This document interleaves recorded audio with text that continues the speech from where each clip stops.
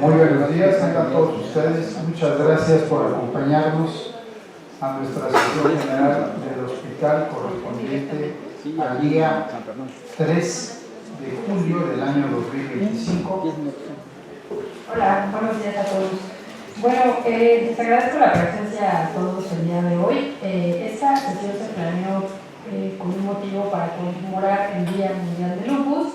Sin embargo, por cuestiones de logística, se retrasó mucho. El Día Mundial del Lupus es el 10 de mayo, pero no queremos pasar desapercibido ese día y dar la relevancia que tiene esta enfermedad. Les voy a mostrar, como al inicio se muestran en todas las presentaciones, la parte epidemiológica, pero esta tiene un objetivo. Tiene el objetivo de sensibilizarlos acerca de la gran frecuencia de esta enfermedad y la gran afección que tiene una población como la nuestra. En general, sabemos que el lupus es una enfermedad de predominio de mujeres jóvenes, ¿no?, que se encuentran entre la tercera y la cuarta década de la vida y involucra varios órganos blancos. Dentro de estos, uno de los que es afectado y que tiene peores desenlaces es el riñón, como nefritis lúpica. Sin embargo, aunque es menos frecuente en hombres, tiende a que cuando se presenta en estos tiene un curso mucho más agresivo. Poniéndolo en números, lamentablemente nosotros como raza latinoamericana tenemos un mayor riesgo por el mestizaje, tenemos formas mucho más agresivas que sobre todo la europea, junto con los afroamericanos. En general, asiáticos y raza blanca tienen mejores pronósticos dentro del lupus en general, y si llegan a presentar nefritis lúpica, su pronóstico es mucho mejor. No solo eso, sino que en general en las pequeñas cortes que se han hecho, sobre todo en México, se han encontrado que tienen en promedio peores hallazgos en la biopsia renal comparado con el resto del mundo.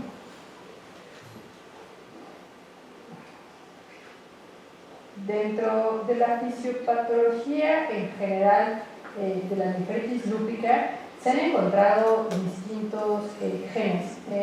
Como sabemos, es una enfermedad autoinmune que no tiene un patrón de herencia clásico. Sin embargo, a pesar de que no se ha fenotipificado el patrón de la enfermedad, sí se han hecho algunos descubrimientos acerca de qué genes pueden estar involucrados, ¿no? Entonces se ha encontrado sobre todo la polipoproteína APOL1. Se ha visto que es de las principales que puede dar un factor de riesgo, y el factor de crecimiento asociado a plaquetas, si está presente en estos pacientes, puede ser que tenga un peor pronóstico. Dentro del complejo mayor de histocompatibilidad y sus antígenos leucocitarios se han encontrado diferentes, sobre todo HLA-DR4 como protector, junto con HLA-DR11, y HLA-DR1 y DR2 se han encontrado como factores de riesgo.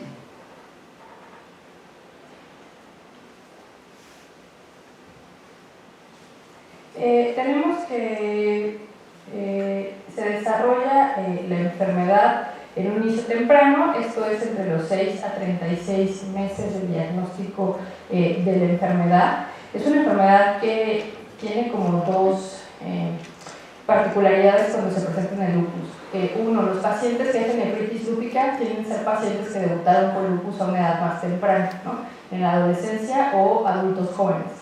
A diferencia de los pacientes que no la presentan, y los que la van a presentar no solamente son pacientes muy jóvenes, o sea, pacientes adolescentes, sino que además lo presentan en los primeros años de la enfermedad. Entonces, por eso se habla de un fenotipo, porque no todos los pacientes que tienen lupus hacen nefritis lúpica, y se ha visto que los que lo tienen peores pronósticos.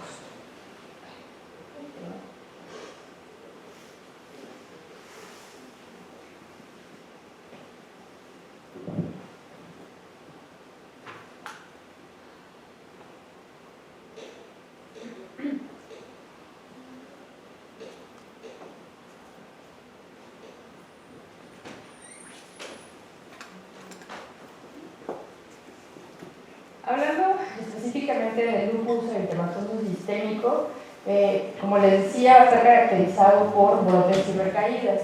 Si lo definimos, pues es una enfermedad que afecta a millones de personas a nivel mundial. Se dice que actualmente hay 5 millones de personas enfermas en el mundo en lupus. El pico de edad son, como les decía, mujeres jóvenes, son 30 años, y mayor incidencia en afroamericanos, asiáticos y hispanos. Nosotros tenemos lamentablemente poca estadística, les voy a presentar la que hay, pero en general sí superamos casi por el doble la prevalencia de la enfermedad con respecto a otras razas. Los asiáticos no tienen tanto predominio como lo son la raza blanca. Como les decía, es una enfermedad lamentablemente de jóvenes, donde hay afectación renal y tiene un fenotipo más agresivo para quienes la presentan. Aquí está el contraste del país que tiene más casos en el mundo contra el que tiene menos reportados. Obviamente aquí hay un sesgo, ¿no? Porque puede ser que no es que tengan pocos, sino más bien no lo reportan, pero Estados Unidos, que tiene un buen reporte de enfermedades, se ha visto que hay 23.2 casos por cada 100.000 personas año. Esto es mucho más arriba de lo que se presenta en Europa y corresponde a que ellos tienen gran predominio de población afroamericana y latina. De los países que menos tienen lupus, se dice que Ucrania solamente tiene el 3% de cada 100.000 personas año, y África. Sin embargo, como les decía, esto puede ser un subregistro. Los pacientes de lupus lamentablemente tienen en general una probabilidad de 3 veces más de morir que un paciente sano de su edad. Es una enfermedad que sí se lleva las vidas de los hombres y mujeres jóvenes. Obviamente va a depender de lo agresivo de la enfermedad, y esto ha ido cambiando, ¿no? Conforme han ido avanzando la investigación en esta enfermedad y se han encontrado diferentes targets terapéuticos, esto ha mejorado. En los años 50, un paciente con diagnóstico de lupus, solamente la mitad de los que se diagnosticaba llegaba a los 5 años posteriores al diagnóstico. Afortunadamente, desde los años 2000, esto ha cambiado y hasta el 90% de los pacientes que se diagnostican con lupus van a sobrevivir. La mayor causa de la mortalidad, pues no es en sí las complicaciones de la enfermedad, sino las complicaciones del tratamiento. Sobre todo como son pacientes que van a estar por largo tiempo, años, con inmunosupresión, la mayor causa de muerte en estas mujeres, que es el predominio, son las infecciones, seguida por el riesgo cardiovascular y los efectos deleterios del tratamiento. Desde el 2011, en mayo, se hizo, como les decía, el 10 de mayo, que es el Día Mundial de Lupus. Esta asociación civil creó una iniciativa que en México es un registro mexicano de lupus. Está dirigido a los pacientes se autorregistran y dan sus datos de contacto, esto para hacer un intento de tener estadísticas en México. Y lo que se ha encontrado esta organización es que hasta 20 de cada 100.000 personas en México tienen lupus y tiene una mayor prevalencia en mujeres. Esta misma asociación está sesgado porque es autorreporte, ¿no? O sea, en realidad es que los pacientes tienen que enterarse y disponibilidad de reportarlo, pero se han reportado mayores tasas hacia el centro y norte del país, obviamente con el sesgo de que son las áreas con mayor riqueza. En Latinoamérica, como les comentaba al principio, la realidad es que hay poca estadística. De México hacia abajo, hay países que incluso no hay nada de estadística, como Perú, Bolivia, y de los pocos que hay se comportan con una tendencia mayor que el resto del mundo. Por ejemplo, en Argentina, para el 98 hicieron un corte entre el 98 y 2009 y encontraron que había hasta 6.3 casos por año. En una zona específica de Argentina hasta 1.8, y en México se encontraron 20 por cada 100.000, lo que supera las tasas de prevalencia a nivel mundial. Dentro de la fisiopatología del lupus en general, yo creo que es un tema muy complejo, lo voy a revisar sumariamente, solamente para entender posteriormente los targets terapéuticos. Sabemos que es una enfermedad que es autoinmune, ¿no? No sabemos realmente qué es lo que dispara esta autoinmunidad. Sabemos que hay diferentes factores ambientales y genéticos, pero en realidad parece que hay una suma de muchas situaciones. Entonces se caracteriza por la presencia de autoanticuerpos y puede estar disparada por factores tanto genéticos como ambientales, como la luz solar, el tabaco, los cambios hormonales, de ahí que porque las mujeres también tienen mayor predominio, sobre todo en edad reproductiva, y factores genéticos. Si quisiéramos resumir de manera muy, tal vez, rudimentaria la fisiopatología del lupus, lo que va a tener es una disregulación inmune, ¿no? Esto que va a provocar una autoinmunidad, una pérdida de reconocimiento, sobre todo del material genético. Y esto va a provocar que haya alteraciones tanto en la inmunidad adaptativa como en la innata, lo que principalmente va a estar afectando a las células T, a las B, a los neutrófilos, a las NK, a las dendríticas y a los monocitos. Pero esto no va solo, va acompañado de una herencia poligenética, como les decía al inicio de la plática, en la que no tiene una herencia mendeliana clásica, factores ambientales y complejos inmunes, y finalmente una enfermedad que es crónica. Esta imagen es un poco compleja, pero creo que es importante porque muestra la complejidad de la enfermedad, pero al mismo tiempo da la oportunidad de ver cuál es el problema y saber qué objetivos terapéuticos pudiéramos tener a futuro o tenemos actualmente. Como veíamos en la diapositiva anterior, es una pérdida de la autoinmunidad, principalmente hacia material genético, y esto va a estar también afectado y iniciado esta cascada por los neutrófilos y las células apoptóticas que hacen que ponen al descubierto este material genético. Entonces lo que va a ocurrir es que los neutrófilos con sus NETs y las células apoptóticas van a empezar esa activación de las células dendríticas, que a su vez va a dar esa activación de las células dendríticas de la mielina, y va a ser una presentación de antígenos tanto celular B como T. La mayoría de los, actualmente de los nuevos tratamientos se centran sobre todo en esta fase, en la inhibición de las interleucinas, en la inhibición de los receptores de los linfocitos B activadores y la posterior cascada de activación de células T y de las citocinas causantes de esta. En esta parte justo de todo el proceso es donde se centran los nuevos objetivos terapéuticos, que vamos a ver más adelante. Sin embargo, no se ha podido impedir esta parte, ¿no?, que es la principal, ese detonante que el material genético cause esa autoinmunidad, pues todavía no ha sido posible frenar. En general, como les dije hace ratito, la nefritis lúpica es una enfermedad que se presenta, pareciera que eso es lo mismo, pero no es así.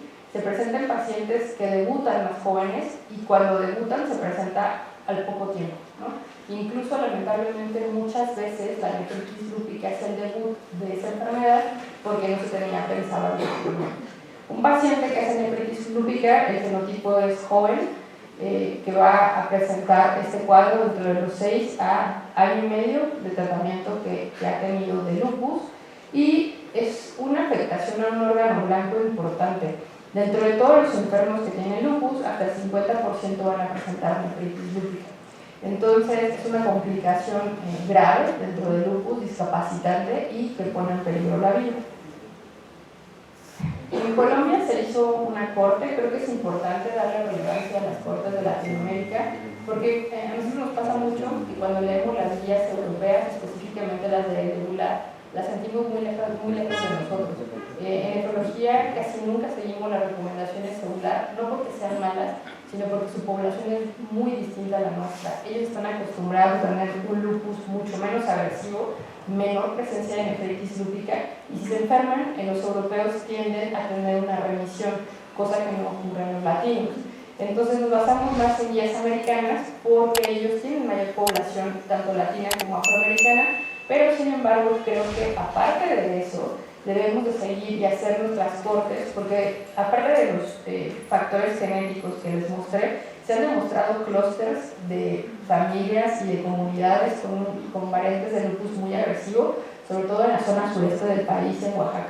Entonces, sí, creo que la investigación acerca de lupus en Latinoamérica es importante realzarla. En Colombia, esta corte de pacientes incluyó casi 1.200 pacientes, y de estos el 40% presentó nefritis lúpica, la mayoría, como en el resto del mundo, solo presentaron manifestaciones hematológicas, cutáneas y articulares.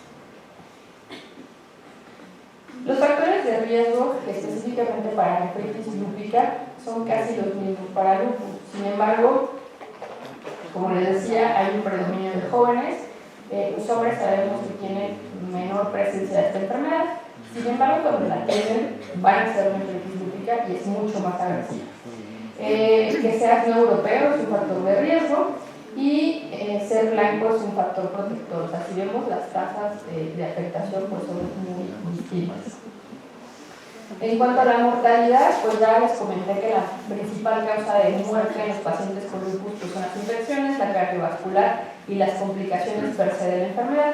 Pero en los pacientes lúpicos todavía que tienen afectación renal, esto suma, ¿no? O sea, si tú tienes lupus, tienes casi 3 veces más probabilidad de morir a una edad menor a 65 años, pero no solo eso, si tú tienes lupus y presentas nefritis lúpica, esto se dispara. El hecho de que el paciente tenga una afectación renal hace que casi se duplique la probabilidad de muerte de quienes no la tienen. Entonces eso nos habla mucho de la actividad de la enfermedad y de la agresividad. Por sí sola, o sea, solamente por tener nefritis lúpica, tienes de 15 a 25% de mortalidad en los siguientes 25 años. Eso es altísimo. Hay enfermedades oncológicas que tienen mucho menos tasa de mortalidad a 5 años en jóvenes y enfermedades que pueden pensar que son catastróficas y que tienen tasas menores.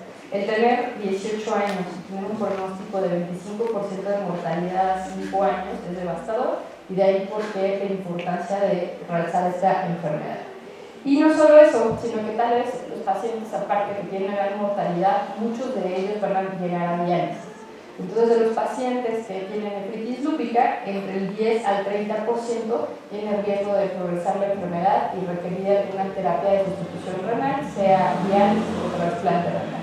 Entonces, son pacientes jóvenes que tienen una alta probabilidad de fallecimiento, además de que si tienen una supervivencia, que va a ser corta, son pacientes que lo más probable es que requieran de una sustitución renal. En hispanos, como les decía, lamentablemente tenemos peores pronósticos. No solo tenemos peores pronósticos, sino que la probabilidad de que un latinoamericano llegue a diálisis es mayor.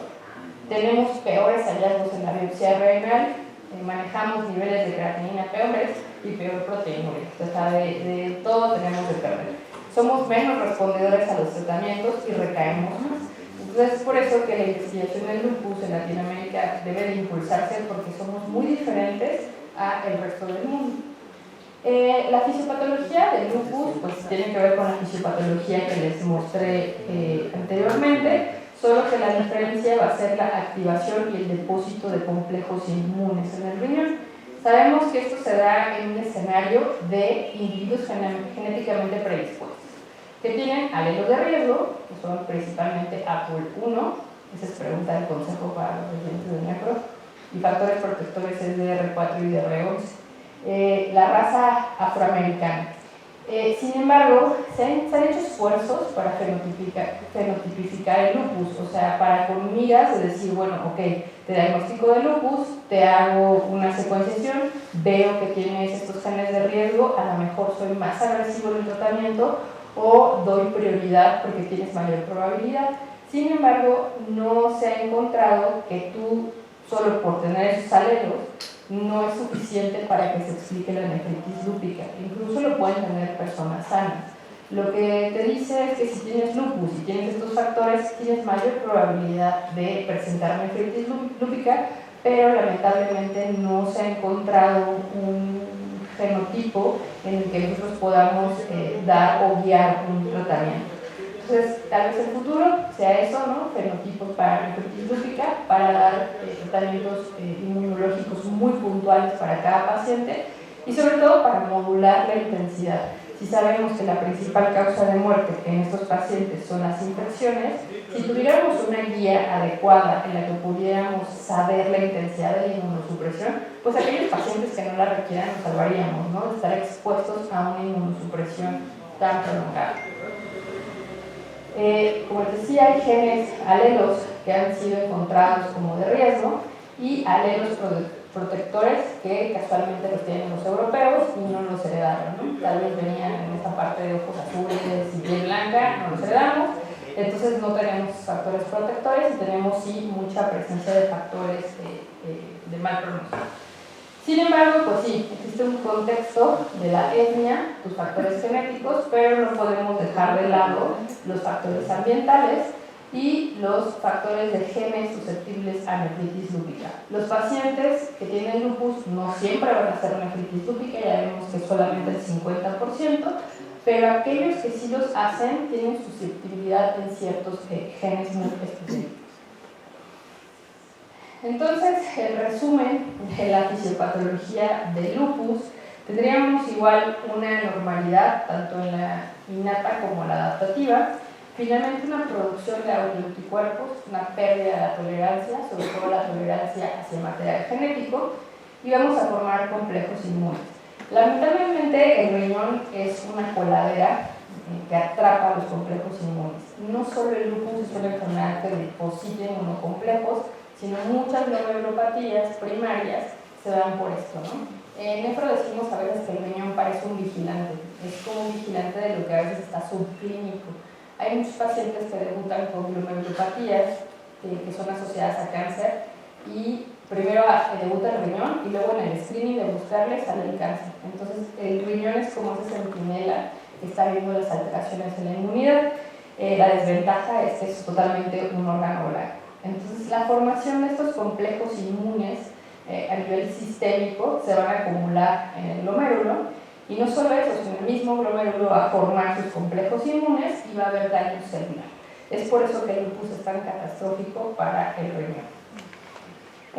Dentro de los antígenos que tiene el glomérulo por sí solo, se encuentra la anexina 2, y esto es como una cascada, ¿no? O sea, llegan los complejos inmunes, destruyen las células glomerulares, pero además el mismo lupus hace que haya más autoinmunidad por la exposición del material genético, y al final, pues en el riñón se activan las células dendríticas, los linfocitos T y B, y autoanticuerpos, y al final queda inflamación y daño renal, ¿no? Entonces es de ahí porque la gran mayoría de pacientes va a tener un requerimiento de diálisis o bien una enfermedad renal crónica en etapas muy avanzadas.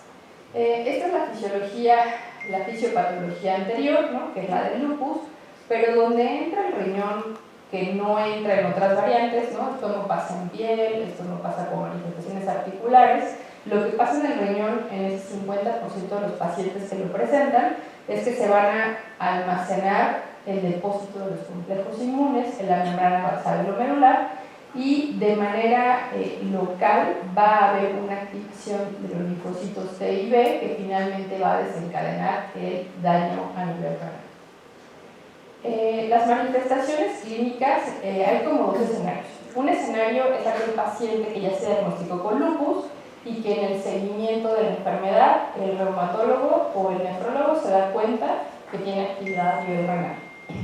Otro escenario es aquel paciente que no se conocía con lupus y debuta con una afectación renal muchas veces grave y se hace el diagnóstico de lupus. Sin embargo, dentro del cuadro clínico, lo principal que presentan los pacientes en el 100% es la proteinuria. En diferentes grados, pero es la proteinuria. El siguiente manifestación clínica es la hematuria microscópica de origen glomerular, y le sigue la insuficiencia renal. Esto es grave porque muchos de los pacientes van a debutar con un daño renal tan severo que requieren de diálisis. Entonces no es poco frecuente que el paciente no tenga diagnóstico de lupus y que éste haya sido diagnosticado por afectaciones renales. Y anormalidades tubulares. Más adelante les voy a mostrar cómo se clasifica el lupus en el riñón, pero eso tiene que ver con el tipo de daño en el riñón. El riñón depende de dónde lo dañes, es como el cuadro clínico que te da y la probabilidad de supervivencia renal. Lamentablemente el lupus es variado, o sea, el lupus afecta túbulos, afecta vasos, afecta glomérulo, y de acuerdo a qué afecte en mayor o menor medida es el cuadro clínico y el pronóstico. Podemos medir autoanticuerpos circulantes, y no solo para diagnóstico, sino como para fines pronóstico. Estos sí se han encontrado como una guía, el encontrarlos altos o positivos. Estos sí nos guían en la clínica para saber que es una probabilidad alta de presentar nefritis lúpica o bien de una recaída, especialmente los anticuerpos anti-DNA doble cadena son los que pueden servir en alguna forma un poco de guía para saber la probabilidad de una reactivación o que el paciente tenga nefritis lúpica. El estándar de oro para el diagnóstico de lupus pues es la biopsia renal. Aquí somos totalmente dependientes de los nefropatólogos, siempre tenemos buena relación con ellos. Es mandatoria, en general incluso hay recomendaciones que aunque no tenga actividad debes de hacerlo. Esto es porque el pronóstico renal es muy grave, entonces el tener la mayor cantidad de información puede impactar en el tratamiento. Lamentablemente pues no es un procedimiento inocuo y sí puede tener a llegar sus complicaciones. En general se dice que si tienes un paciente con lupus y una proteinuria mayor a 500 miligramos, pues debemos de biopsiarlo, y la mayoría de nuestros pacientes no solamente requieren biopsias, sino rebiopsias. En promedio en tu servicio los pacientes tienen de 2 a 3 biopsias renales, están rebiopsiando continuamente para guiar el tratamiento. Esto es importante porque lamentablemente, aunque seamos buenos clínicos, no nos va a decir, nos puede ayudar un poco a la clínica a saber qué tipo de nefritis lúpica tiene, pero en realidad se ha visto que se correlaciona no siempre al 100%. Puede ser que la clínica se comporte de una forma y el hallazgo sea de otra. Además, como les decía hace un rato, el lupus no solo afecta el glomérulo, también afecta las arteriolas y los túbulos. Entonces sí se necesita la biopsia para poder saber si hay afectación a nivel de microangiopatía trombótica o podocytopatía. La forma en que clasificamos nosotros las biopsias renales es a través de la clasificación ISN-RPS. Esto fue un acuerdo que hicieron la Sociedad de Nefrólogos y de Nefropatólogos. Se pusieron de acuerdo y es la mundialmente aceptada y la clasifican en 5 clases, ¿no? Y esto va a depender de dónde se localicen los complejos inmunes. Estas 5 clases que pueden llegar a las 6, que ya es la esclerosis global, no son estadios. Lamentablemente la nefritis lúpica es muy heterogénea. No necesariamente va a ir de una clase 1 a la 2, a la 3, a la 4, a la 5, no. Puede ser que solo tenga una clase 5 toda la vida, puede ser que tenga una 3 o 4, o puede ser que tenga una 4 más 5, incluso se pueden combinar. Y esto nos guía el tratamiento. Las clases que son más agresivas y que tienen mayor probabilidad de tener enfermedad renal crónica son las 3 y la 4, que les llamamos proliferativas. A diferencia de las 5, que cuando se presenta de manera aislada, aunque son síndromes nefróticos muy francos, tiene un mejor pronóstico. Y las 6, que son aquellos casos en los que pues, poco se puede hacer porque se ha perdido la mayoría del riñón. La 1 siempre son hallazgos como de otra causa, o sea, el paciente se biopsió por otra causa o post-mortem y se encontró que era una clase 1. Y la clase 2, pues es una que es como muy leve, que no requiere, al menos por nefrología, manejo con inmunosupresión. Regresando al comportamiento del lupus en la población latina, como les decía hace rato, sí es importante que veamos que somos una población vulnerable. Este artículo fue realizado en México, es una corte grande. Los centros que más tienen biopsias renales de lupus son el Hospital General de México y el Instituto Nacional de Nutrición. Y este esfuerzo lo hizo el equipo de estudio de glomerulopatías de nutrición y ellos hicieron casi 500 pacientes con lupus y encontraron que la media de edad es de 29 años. Estos datos son de México, ¿no? Entonces es cómo nos comportamos los mexicanos. El 96% eran mujeres, la proteinuria andaba más o menos en 3 gramos en 24 horas y lo catastrófico es que solo el 50% tuvo respuesta completa a los 2 años. Es un volado que el paciente pueda responder al manejo. Y de los que responden o responden parcialmente, el 50% va a tener una recaída en los siguientes 5 años y casi el 20% va a llegar a enfermedad renal crónica, pero de diálisis. Y esto estamos hablando de un centro que tiene todo, ¿no? Este es el Instituto de Nutrición. O sea, el pronóstico en México no es favorable y se relaciona mucho con lo que pasa en el hospital. En el hospital justo no tenemos una corte tan grande, son 75 pacientes, pero es lo que realmente vemos, tienen muchas recaídas y es difícil llevarlas a una remisión completa. Esta imagen es como la fotografía esperanzadora de todos los objetivos terapéuticos que pudiéramos tener para frenar esta enfermedad. Y tenemos que van desde frenar la producción de interleucinas e interferones hasta inhibir la proliferación, sobre todo de células B. El tratamiento de la nefritis lúpica es muy complejo porque requiere mucha inmunosupresión por mucho tiempo y, como veíamos al principio, los pacientes fallecen por las complicaciones de la inmunosupresión, además de que la calidad de vida se ve mermada. La piedra angular pues, son los esteroides, funcionan para el lupus, sin embargo, tienen desenlaces no tan buenos por sí solos porque su uso prolongado sabemos que tiene alteraciones. En general usamos nosotros los esteroides, usamos la metilprednisolona impulsos para iniciar el tratamiento y conforme pasan las semanas usamos prednisona. Esto ha cambiado, tiene poco que cambió, tiene como 10 años que cambió. Antes usábamos esquemas mucho más agresivos de esteroides con la esperanza de intentar frenar la enfermedad, pero se ha visto que no es suficiente y ahora la tendencia es hacer menos uso de esteroides en el menos tiempo posible con la cantidad importante. Es muy complejo el manejo del paciente con lupus y tiene que ir de la mano con otras especialidades, principalmente reumatología, porque no solamente es controlar la enfermedad, es también atenuar todo lo que está provocando el tratamiento y además tratarlos como enfermos renales crónicos. Entonces, a las pacientes con lupus les controlamos su riesgo cardiovascular con los fármacos que les correspondan, les contenemos la proteinuria con fármacos como los IECA, los ARADOS y ahora la paglifosina, los inhibidores SGLT2. Les vigilamos todo el tiempo el riesgo de infecciones, tienen que tener un screening constante de enfermedades virales, sus sistemas de vacunación completos. Tenemos que vigilar el daño a hueso, ¿no? Ver que no tengan, van a tener por el uso de esteroides seguramente densitometrías alteradas a edades más tempranas. Decirles y recomendarles que pues, ya sabemos que tienen autoinmunidad, pero pues si se dejan de asolear tal vez pudiera controlarse un poco. Y una de las complicaciones de estos tratamientos pues, es la falla ovárica. Esto no es menospreciable porque recordemos que el cuadro clínico es en pacientes jóvenes en edad fértil. Entonces muchos fármacos, sobre todo la ciclofosfamida, causa falla ovárica temprana. Entonces también hay que darles consejería para el embarazo y hay que darles vigilancia para que no hagan una falla ovárica.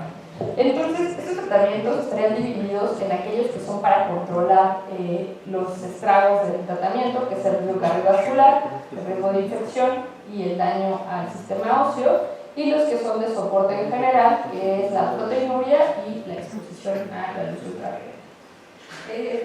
Es muy importante que asesoremos a las pacientes, porque obviamente son pacientes jóvenes que desean embarazarse y un embarazo no planeado en ellas puede ser catastrófico no solo para la madre, sino para el feto, porque usan medicamentos que son altamente teratogénicos, sobre todo el micofenolato. Entonces hay que estar pendientes para que de manera preferencial, a veces no ocurre, la mujer pueda embarazarse en un estado en el que la enfermedad esté apagada, con un debido tiempo entre el uso, sobre todo del ácido micofenólico y el embarazo. Entonces también tenemos que estar vigilando que no haya un embarazo no planeado, porque esto puede hacer que debuten, que haya una recaída o alteraciones. Y por último, también tenemos que estarles haciendo screening para cáncer. Los inmunosupresores no son inocuos, no solamente bajan el sistema inmune, sino a largo plazo pueden causar neoplasias. De las piedras angulares del tratamiento de lupus, dicen los reumatólogos que la hidroxicloroquina debería venir en el agua porque tiene más efectos benéficos que deleterios. Esta estaría recomendada para todos los pacientes con lupus, tengas afectación renal, hematológica, articular, la que tengas, tienen que utilizar hidroxicloroquina. Creo que la historia de la hidroxicloroquina valdría la pena solo para una sesión, la realidad es que es muy bonita. Una de las culpables de que se haya difundido su uso es la condesa de Chinchón, ¿no? Que en realidad era parte de la corte española.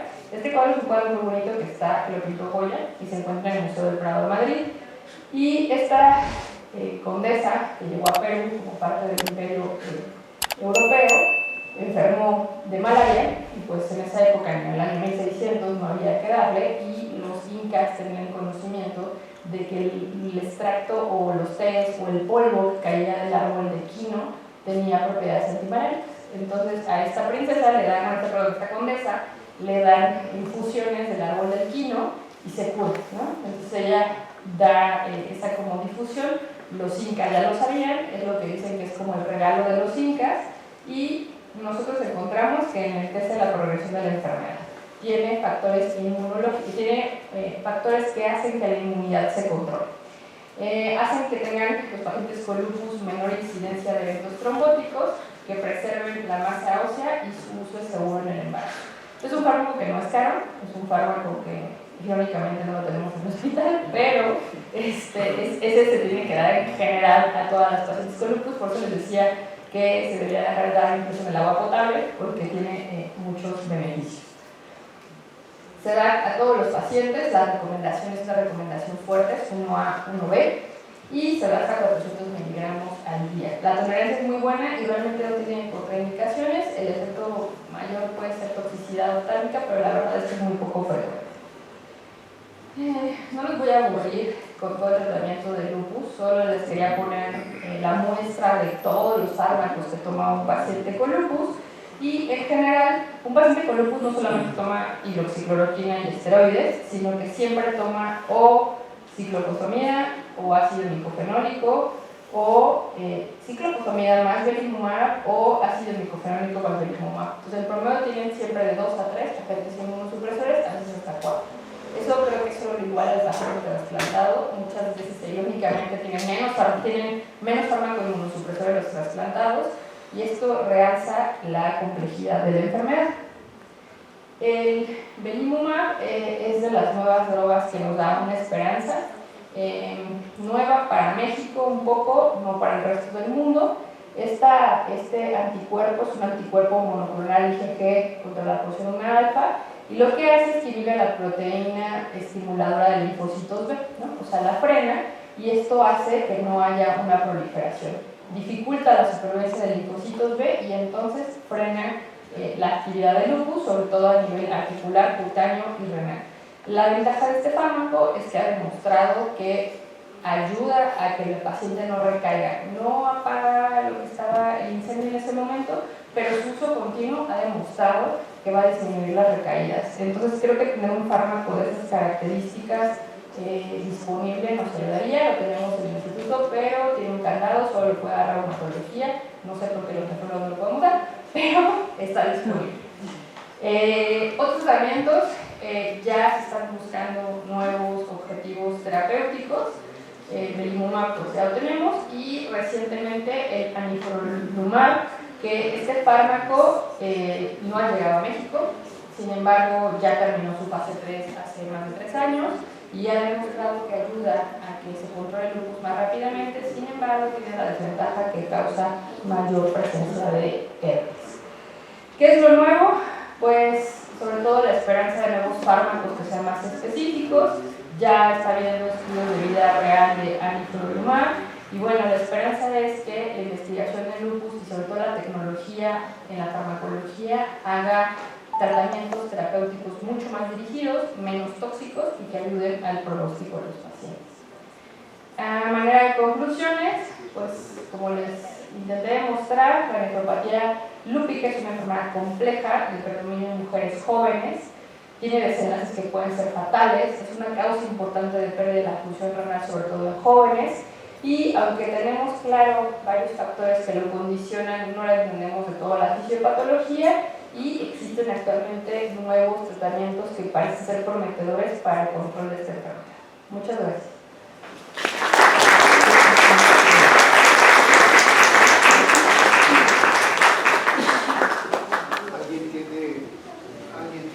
¿Pregunta o comentario para la profesora?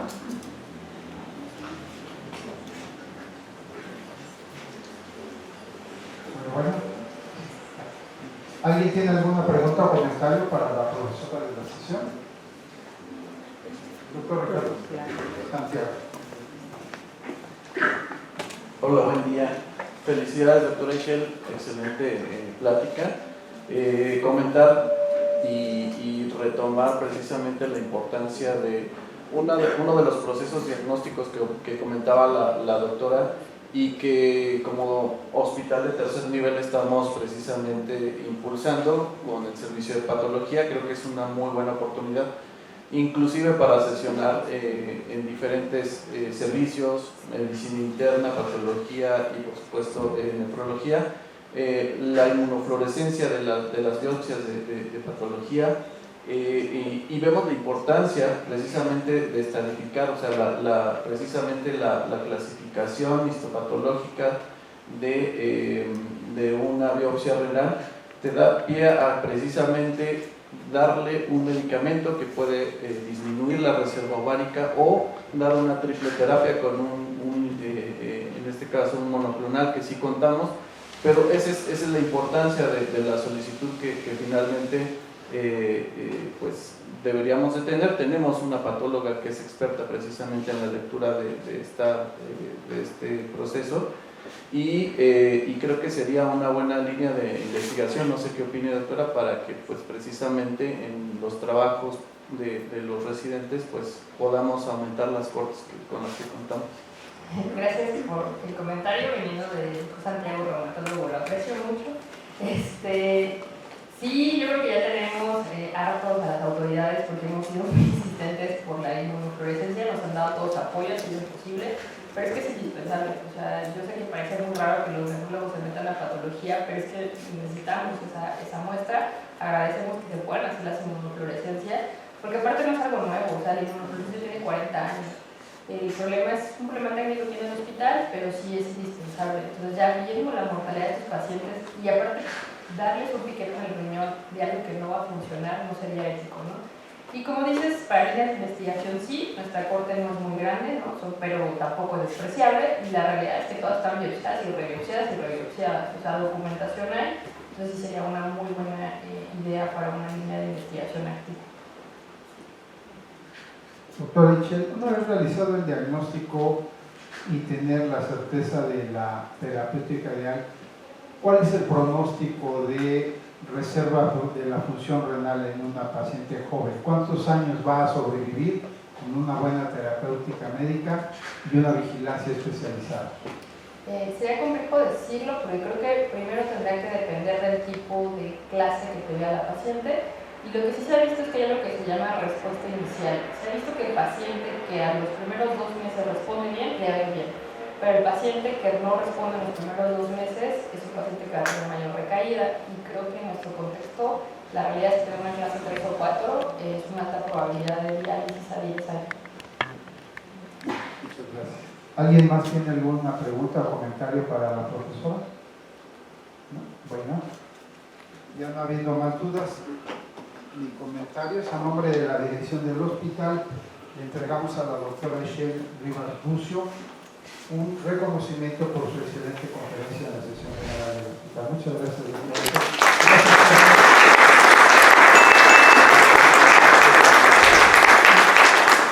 Recuerden que nuestra sesión general se filma, se edita y se sube al canal de YouTube del hospital por si quieren volverla a revisar y tener la información completa.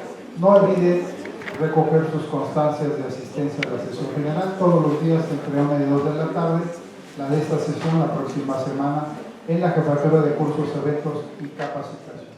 Muchas gracias.